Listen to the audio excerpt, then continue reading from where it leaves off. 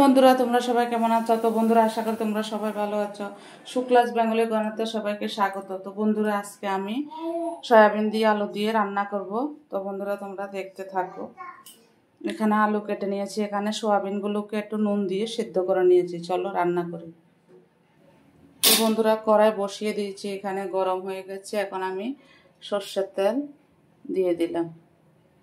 সয়াবিনে বন্ধুরা অনেক তেল লাগে, সয়াবিনে প্রচুর তেল টানে। তো বন্ধুরা তেল গরম হয়ে গেছে, এখন আমি আলুগুলো দিয়ে দিলাম।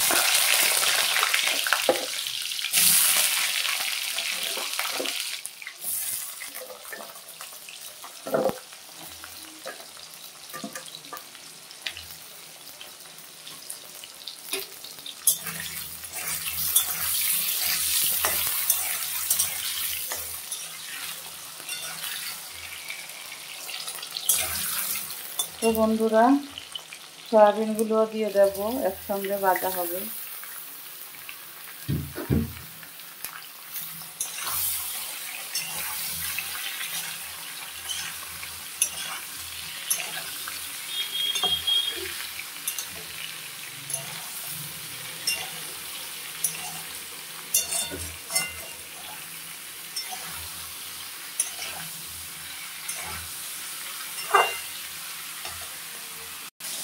তো বন্ধুরা সয়াবিনে আগে আমি নুন দিয়েছি, এখন আমি তাও স্বাদ অনুযায়ী একটু দিয়ে দিলাম।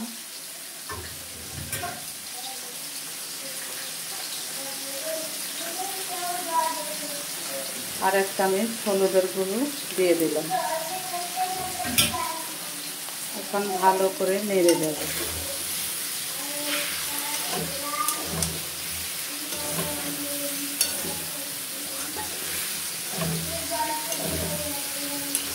তো বন্ধুরা সয়াবিন আমার খুবই ভালো লাগে খেতে। তোমাদের কার কার ভালো লাগে কমেন্টে জানাবা দিদিভাইকে।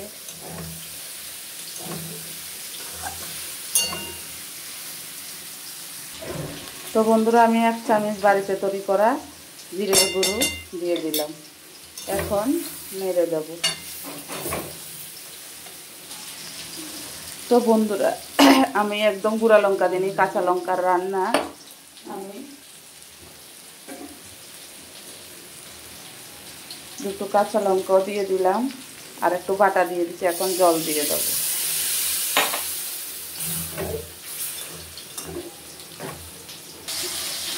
তো বন্ধুরা সয়াবিনের তরকারি হয়ে গেছে, এখন আমি নামিয়ে সম্বাদ দেব। তো বন্ধুরা আমি এখন নামিয়ে সম্বাদ দেব। তো বন্ধুরা সয়াবিন ফোড়ন দেওয়ার জন্য এখন আমি এখানে সরষের তেল দিয়ে দিলাম, আর একটু জিরে ফোড়ন দিয়ে দিলাম।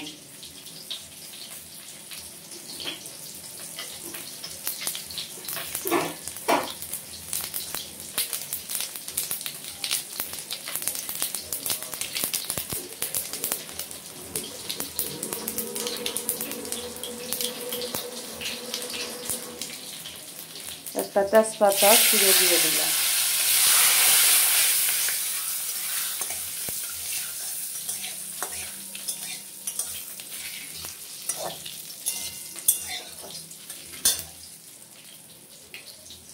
এখন সয়াবিনগুলো দিয়ে দেব।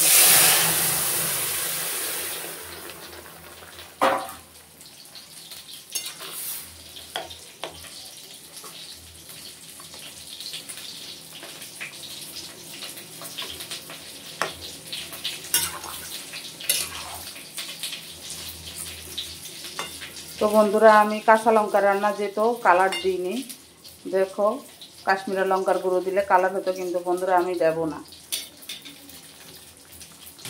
আমি একটু মিষ্টি দিয়ে দিলাম, চিনি। ঘি দেব ভেবেছি বন্ধুরা, তা ঘি দিলে এখন গরম তো ভয় লাগছে।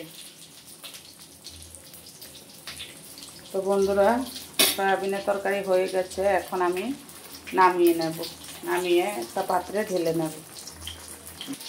তো বন্ধুরা ফাইনালি সয়াবিন দিয়ে আলু দিয়ে নিরামিষ হয়ে গেছে। ভালো লাগলে like share comment subscribe notification করে দেবে। টাটা বাই বাই, সবাই সুস্থ থেকো, ভালো থেকো। দেখা হবে নেক্সট ভিডিওতে। টাটা।